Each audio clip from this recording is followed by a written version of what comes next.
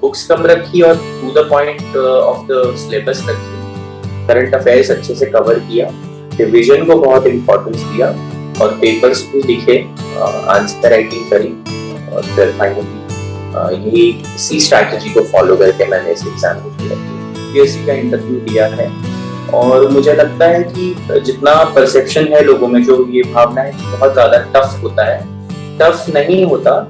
वो एक्चुअली बस आपसे कॉन्वर्सेशन करना चाहते हैं, आपके बारे में जानना चाहते हैं, आपकी क्या राय होती है किन किन मुद्दों पे उसको जानना चाहते हैं, आप पर्सनैलिटी ओवरऑल जज करते हैं। इस बार जो मेरा इंटरव्यू हुआ उसमें सिंस मैं अभी प्रेजेंटली इनकम टैक्स डिपार्टमेंट में under training Indian revenue service officer हूँ, तो उन्होंने कुछ क्वेश्चन मेरे इस बैकग्राउंड से किए थे, कुछ क्वेश्चन उन्होंने इकोनॉमिक्स और कॉमर्स के एरियाज से किए, कुछ क्वेश्चन जो है बिहार के हिस्ट्री के बारे में कुछ क्वेश्चन किए थे और एक दो सिचुएशनल क्वेश्चन उन्होंने प्रेजेंट किए थे।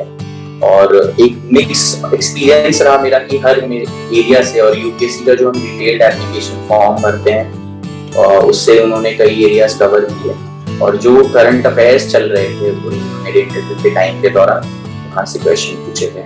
स्टूडेंट्स अभी प्रिपेयर कर रहे हैं, उनको मैं कुछ बातें हैं जो शेयर करना चाहूँगा। अभी एक है कि अपने सोर्स लिमिटेड रखें, क्योंकि अभी इतने ज़्यादा सोर्सेज अवेलेबल हैं हर तरफ की, कई बार हम बहुत ज़्यादा कंफ्यूज हो जाते हैं, और सारे मटीरियल सोर्सेज मुझे लगता है कहीं ना कहीं इक्वली गुड है। एक सेट ऑफ मटेरियल और उनको आप चूज करें और कंटिन्यूअसली आप पढ़ें, रिवाइज करें, दूसरे ज़्यादा सोर्सेज मत इकट्ठे करें। सेकेंड है कि सिलेबस जो है अपना बहुत ध्यान से पढ़ें। सिलेबस में कई चीज़ों के जो मायने छुपे होते हैं, और कई बार जो है पेपर में डायरेक्ट सिलेबस से रिलेटेड ही क्वेश्चंस आ जाते हैं, और एक बार अगर हम सिलेबस पे क्लियर हैं तो हम कई चीज़ें जो करंट अफेयर पढ़ें, बुक्स पढ़ें, उनको रिलेट कर पाएंगे। तीसरी चीज़ है रिवाइज जरूर करें। रिविजन का बहुत बड़ा इंपॉर्टेंस है। अगर हम कितना भी पढ़ लें उसको रिवाइज नहीं करेंगे तो उतने अच्छे से उस चीज़ को इम्प्लीमेंट या एग्जाम में नहीं ला पाएंगे जितना हम रिविजन करके ला पाएंगे। चौथा है कि बेसिक एग्जाम में रिटन जो है आंसर्स का बहुत बड़ा महत्व है, तो आंसर राइटिंग पे ध्यान दें। कुछ टाइम के बाद जब आपके पास कंटेंट अच्छा खासा इकट्ठा हो जाता है, लिखने की आदत डालें, पेन पेपर यूज करें, उसको आंसर्स को लिखें। साथ में अदर चीज़ें पे भी फोकस रखें। एग्जाम की तैयारी में अपने हेल्थ को भूल नहीं जाना है, हेल्थ पे ध्यान देना है, घर वालों से बात करते रहें, इमोशनल सपोर्ट बहुत मिलता है और ये बहुत ज़रूरी है इस एग्जाम में। तो ये कुछ बेसिक टिप्स हैं जो अभी मैं आपको दे पाऊंगा। प्रणाम, बिहार तक देख रहे हैं आप और मैं हूं मानसी, और आज मेरे साथ मौजूद हैं नितेश जैन। नितेश ने यूपीएससी की परीक्षा में इस बार 22वीं रैंक हासिल की है। ये बिहार के मधेपुरा से हैं, तो आज हम नितेश से बातचीत करेंगे। तो बहुत बहुत स्वागत है आपका नितेश यहाँ पर। तो सबसे पहले तो मैं आपको ढेर सारी बधाई देना चाहूंगी। मैं जानना चाहूंगी कि आपने जो है ये 22वीं रैंक हासिल की है, आपको इसकी प्रेरणा कहाँ से मिली? मैम, काफी इंस्पिरेशनल हमने पहले सुना हुआ था, ब्यूरोक्रेट्स थे जिन्होंने अच्छा काम किया है, उनके बारे में पढ़ते थे, सुनते थे। जब सिविल सर्विस की तैयारी में आए तो काफी नाम और सुने, तो एक मोटिवेशन मिला था वहां से कि हम भी ये बिल्कुल कर सकते हैं। तो वहीं से फिर ये उम्मीद चली कि हम भी एक दिन जो है सिविल सर्विस क्लियर कर पाएंगे, तो वहीं से मोटिवेशन मिला मैम। आप अपने प्रखंड से शायद पहले व्यक्ति हैं जिन्होंने मतलब जो आईएएस बनने वाले हैं, इस पर आप क्या कहेंगे?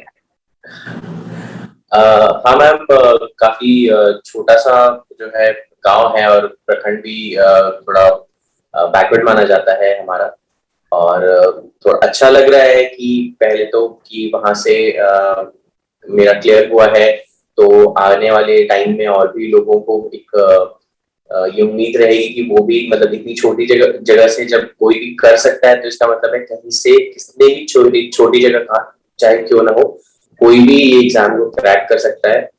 और साथ में दूसरा फिर इस मोटिवेशन के साथ एक रिस्पॉन्सिबिलिटी भी आती है कि जब भी हम किसी भी पोस्ट पे हमें रिस्पॉन्सिबिलिटीज दी जाएंगी, तो हम हमेशा ध्यान रखें कि हम आते कहाँ से हैं।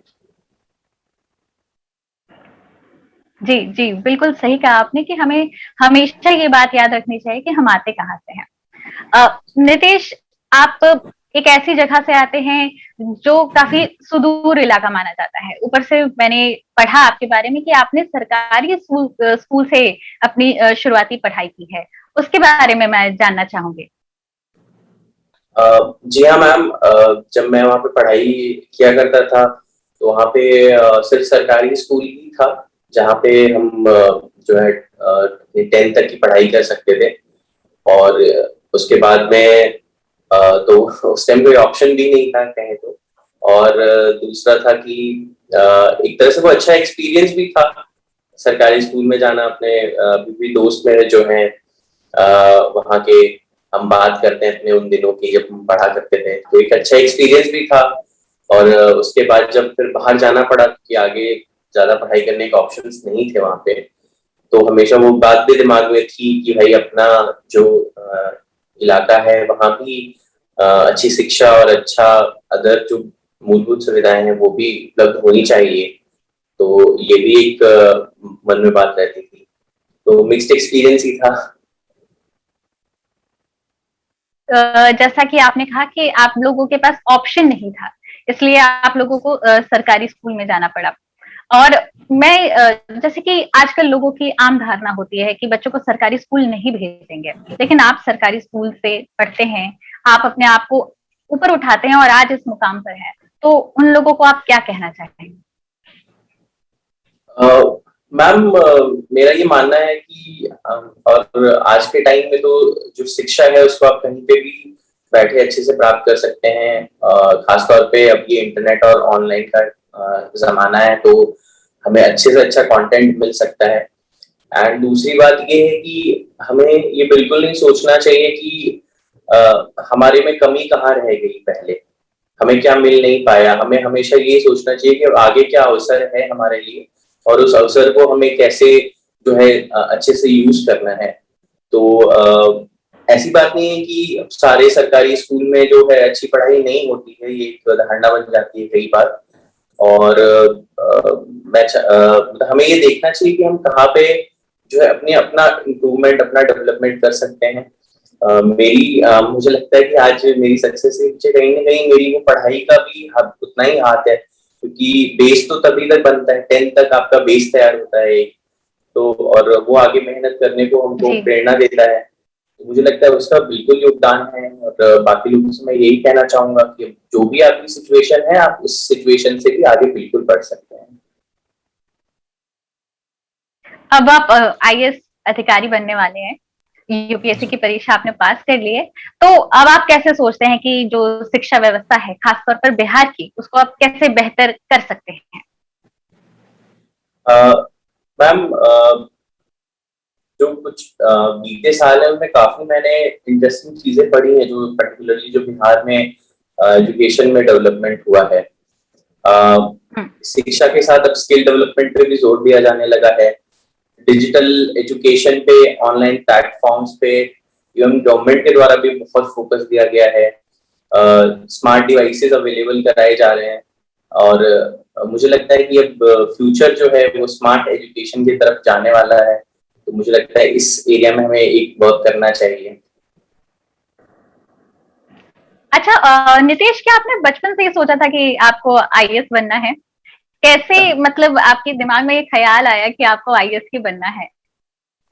मैम, बचपन से ऐसी कोई प्लानिंग नहीं थी। और ये था कि हाँ, मतलब सिविल सर्विसेज एक अच्छा क्षेत्र है काम करने का। पहले मैंने चार्टर्ड अकाउंटेंसी करने का सोचा था अपने मैट्रिक एग्जाम के बाद में।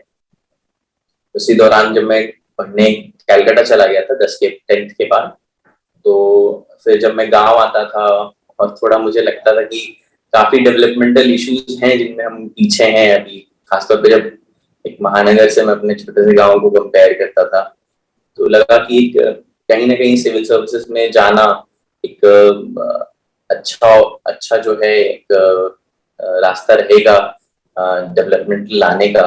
ऐसी किसी भी जगह जहाँ मैं जा सकूंगा। तो एक वो मोटिवेशन रहा बिल्कुल। फिर मैंने सीए पूरी करने के बाद फिर सिविल सर्विसेज की तैयारी का मन बना लिया। मैंने जितना आपके बारे में मैंने जो जानने की कोशिश की उससे मुझे पता चला आपने पहले सीए किया, इसके बाद आपने कई बार यूपीएससी की जो परीक्षा है वो दी, लेकिन आप बार बार जो है कोशिश करते रहे और अपने रैंक में जो है वो सुधार लाते गए। तो मतलब क्या था आपके मन में कि आप अपने आप को खुद से इतनी सारी चुनौतियां क्यों दे रहे थे? मैम, ऐसा कुछ नहीं है कि मतलब चुनौतियां बहुत ज्यादा मैं अपने आप के लिए प्रेजेंट कर रहा था। मुझे थोड़ा अपने मन में विश्वास था, मुझसे ज्यादा मेरे फैमिली वालों को विश्वास था मुझ पे कि नहीं, अगर तुम्हें लगता है तो तुम दो, कोई बात नहीं। इनफैक्ट मेरा जब फर्स्ट टाइम रैंक आया था, मेरी पूरी फैमिली, मेरा पूरा गांव बहुत खुश था, सबने बहुत खुशियां मनाई थी। लेकिन उसके बाद भी जब मैंने कहा कि भाई मैं जो है एक बार प्रयास जरूर करूंगा कि अपना रैंक इम्प्रूव कर सकूं, तो सबने मेरा बहुत भरपूर साथ दिया इसमें कि बिल्कुल, अगर आपने सोचा है तो आपको इस पर जरूर काम करना चाहिए। और आई थिंक सब उनकी उनकी दुआओं, प्यार और आशीर्वाद का नतीजा है कि फिर वो मेहनत सफल भी हुई। आपने सेल्फ स्टडी किया, आपकी टाइम मैनेजमेंट था, जो आपकी स्ट्रैटेजी थी, वो सब कुछ क्या था? Yes ma'am. जो मैंने पहले क्या करा कि सबसे पहले सिलेबस जो है यूपीएससी का, जो एग्जाम का नोटिफिकेशन निकलता है उसमें सिलेबस दिया होता है, तो मैंने उस सिलेबस को हर पेपर वाइज जो है छोटे छोटे मैनेजेबल जो है अंशों में तोड़ दिया था कि एक एरिया में डिसाइड कर लूं कि मुझे हर पेपर के लिए क्या क्या पढ़ना है। उसके बाद कुछ मैंने जो है जनरल बुक लिस्ट पता करी कि जो हम मूलभूत बुक्स हैं वो क्या पढ़ते हैं हर एरियाज को बेसिक्स तैयार करने के लिए, क्योंकि यूपीएससी में जो है एरियाज काफी होते हैं जिनको हमको कवर करने होते हैं। और तो हम मैंने पहले एनसीईआरटी से शुरुआत करी, फिर कुछ बेसिक बुक्स हैं जैसे लक्ष्मीकांत है, और आर्ट एंड कल्चर के लिए नितिन सिंघानिया सर की एक बुक है। इस तरह से कुछ बेसिक बुक्स मैंने जो है ली, उनको तैयार करा। करंट अफेयर्स के लिए मैं न्यूज़पेपर्स का सहारा लेता था, और फिर मैंने उसके बाद में उसको रिवीजन के लिए मैंने मंथली मैगजीन्स आती हैं करंट अफेयर कंपाइलेशंस की, उसका जो है उसका यूज किया। तो ये जो है मेरी पढ़ाई तैयार करने की स्ट्रैटेजी थी। इसके अलावा मेरा ऑप्शनल सब्जेक्ट जो है वो कॉमर्स एंड अकाउंटेंसी था, तो कॉमर्स एंड अकाउंटेंसी की प्रिपरेशन मैंने खुद से की, क्योंकि मैंने कॉलेज में जो है कॉमर्स पढ़ा हुआ था। Second paper commerce and accountancy का मैनेजमेंट है, तो मैंने उसके लिए थोड़ी बेसिक बुक्स वगैरह मार्केट से ली और उसका सेल्फ प्रिपरेशन कर लिया। ये प्रिपरेशन पार्ट था। उसके बाद में थोड़ी तैयारी मैंने एग्जाम लिखने की करी, क्योंकि आंसर राइटिंग का इसमें बहुत बड़ा रोल है। मेंस में हम आंसर राइटिंग वगैरह लिखते हैं, तो मैंने उसके लिए थोड़े आंसर राइटिंग प्रैक्टिस भी साथ साथ में जारी रखी। और बस ये मेरी अगर छोटे टाइम में मैं कहूँ, थोड़े से टाइम में कहूँ, तो ये एक बेसिक स्ट्रैटेजी थी। तो अगर मैं इसको सम अप करूँ तो ये था कि बुक्स कम रखी और to the point of the syllabus रखी, करंट अफेयर्स अच्छे से कवर किया, रिवीजन को बहुत इंपॉर्टेंस दिया, और पेपर्स भी लिखे, आंसर राइटिंग करी, और फिर फाइनली यही इसी स्ट्रैटेजी को फॉलो करके मैंने इस एग्जाम को क्लियर किया। आप कितने घंटे पढ़ते थे? क्योंकि आमतौर पे लोग ये सोचते हैं कि मतलब 8 से 10 घंटे पढ़ना बहुत जरूरी होता है अगर आप यूपीएससी क्लियर करना चाहते हैं तो। मैम, मुझे लगता है थोड़ा ये इंडिविजुअल कहीं ना कहीं है कि आप कितनी देर पढ़ना है। मेरे लिए अगर मैं एवरेज डे पे देखूं तो मैं 5 to 6 आवर्स ही पढ़ता था। 8 से 10 घंटे में मुझ में कैपेबिलिटी नहीं है पढ़ने की इतनी देर, बट हाँ एवरेज 5 से 6 घंटे पर मैं एकाग्रता से पढ़ता था। वो 5 से 6 घंटे में कोई डिस्टर्बेंस नहीं होती थी। उसके अलावा जब एग्जाम नजदीक आता है तब हाँ, तब जरूर हमको थोड़े अपने आवर्स बढ़ाने पड़ते हैं, थोड़ा ज्यादा फोकस करना पड़ता है, लेकिन वो 8 से 10 घंटे ओनली जब एग्जाम नजदीक आ जाते हैं। अदरवाइज जब थोड़ा सा दूर होते हैं एग्जाम तो हम, मतलब मैं पर्सनली 5 से 6 घंटे ही पढ़ता था।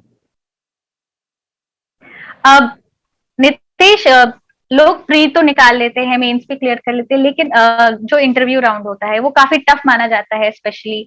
तो आपसे कैसे सवाल पूछे गए थे, वो काफी लोगों को मदद कर सकता है। आप कृपया हमारे साथ शेयर करिए।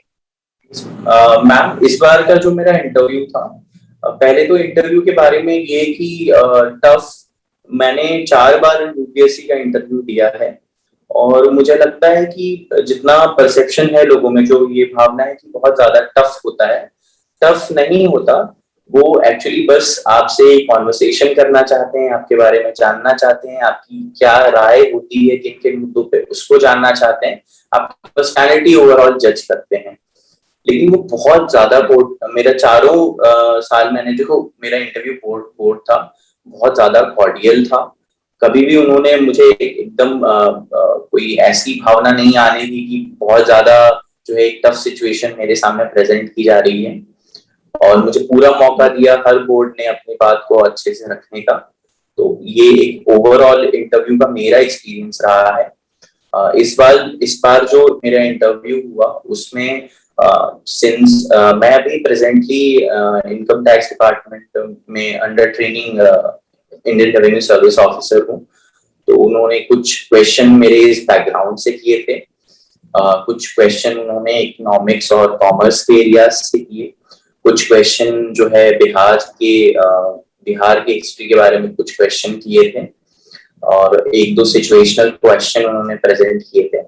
और एक मिक्स एक्सपीरियंस रहा मेरा कि हर एरिया से, और यूपीएससी का जो हम डिटेल्ड एप्लीकेशन फॉर्म भरते हैं, उससे उन्होंने कई एरियाज कवर किए। और जो करंट अफेयर्स चल रहे थे उन मेरे इंटरव्यू के टाइम के दौरान, वहां से क्वेश्चन पूछे थे। तो ये कुल इस बार का ये एक्सपीरियंस था मेरा इंटरव्यू का। बढ़िया है। अब नितेश, आप स्कूल की पढ़ाई के बारे में जब बात कर रहे थे तब आपने कहा कि मतलब स्कूल की शिक्षा की वजह से ही आप यहाँ तक पहुंचे, लेकिन आप कहीं ना कहीं क्या ये मानते हैं या नहीं मानते हैं कि आपको भी उच्च शिक्षा के लिए अपने बिहार को छोड़कर दूसरे राज्य में जाना पड़ा?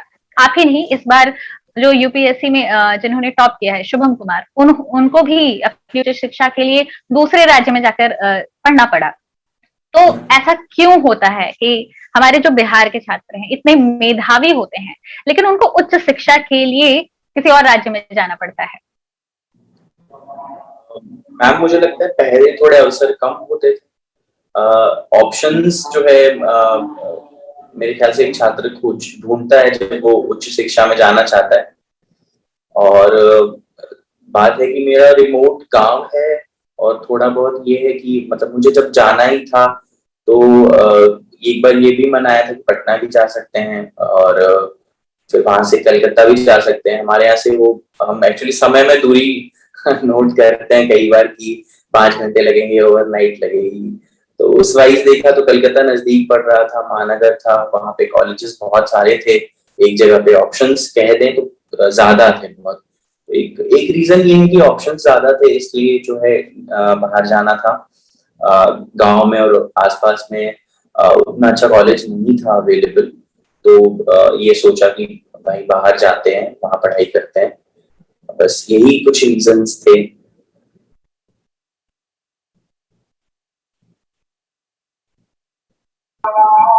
नितेश, 1 मिनट रुकिएगा कि अजान थोड़ी शांत हो जाए।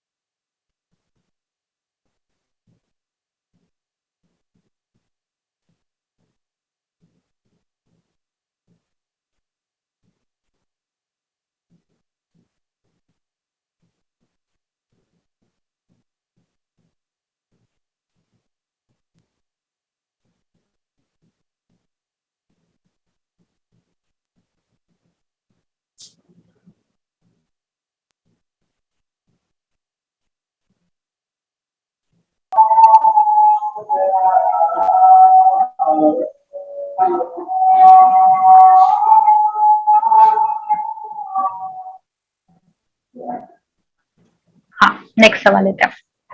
जी। नितेश, मेरा अगला सवाल ये है कि आप पढ़ाई कर रहे थे, इसके साथ साथ जॉब भी कर रहे थे, तो पढ़ाई के साथ जॉब कैसे मैनेज कर रहे थे? मैम, मेरा जब सिलेक्शन हुआ था 2019 में आईआरएस में, तो उस टाइम मैंने जो है ईओएल एक्स्ट्रा ऑर्डिनरी लीव के लिए अप्लाई किया था, क्योंकि मैंने उस टाइम मन बनाया था कि अब 96 पे आने के बाद मुझे थोड़ी रैंक इम्प्रूव करनी ही है। मैंने लीव के लिए अप्लाई कर दिया था और फिर मुझे डिपार्टमेंट ने तो लीव दी। मैंने फिर एग्जाम अपीयर किया। एग्जाम अपीयर करके मैंने डिपार्टमेंट ज्वाइन किया था, दोबारा ट्रेनिंग को ज्वाइन किया। तो मुझे वो बैलेंस करने की जो है वो जरूरत नहीं आई। मैंने बस लीव में ही एग्जाम दे दिया था। नितेश, अब आपके आगे के प्लान्स क्या है? जाहिर है अब 22nd रैंक आपको मिल चुकी है, अब आप आईएएस बनने वाले हैं, तो आगे की प्लानिंग क्या है? आगे आप क्या करना चाहते हैं? मैम, इमीडिएट आगे बस एज सच कोई प्लान नहीं है। ये है, कोशिश रहेगी अब कि बस अच्छे से ट्रेनिंग को ज्वाइन करूं, सीखूं वहां पे जो भी हमें सिखाया जाने वाला है, उसको मन लगा के सीखूं। और लॉन्ग टर्म ऑब्जेक्टिव यही रहेगा कि जिधर भी जो भी रिस्पॉन्सिबिलिटीज हमें दी जाए उसको बहुत अच्छे से इम्प्लीमेंट, जो उसका निर्वहन बहुत अच्छे से किया जाए। जो हमारे बेसिक, जब हमारा काम शुरू होता है तो हमारे को इम्प्लीमेंट करनी होती है डिफरेंट डिफरेंट स्कीम्स गवर्नमेंट की, लोगों के बेनिफिट के लिए, उसको अच्छे से इम्प्लीमेंट किया जाए। नए नए तरीकों से लोगों के पास जो है बेनिफिट्स पहुंचाए जाए, उनसे उनसे जुड़कर रहा जाए, पूछा जाए उनसे कि उनकी रिक्वायरमेंट्स क्या है और हम कहाँ पे उनको फुलफिल कर सकते हैं, उनकी एस्पिरेशंस को कैसे इम्प्रूव कर सकते हैं। और अभी तो मैंने, मैम, यही प्लान है मेरा कि आगे कैसे करना है और क्या करना है। बाकी देखते हैं मैम आगे कैसे होता है ये सब।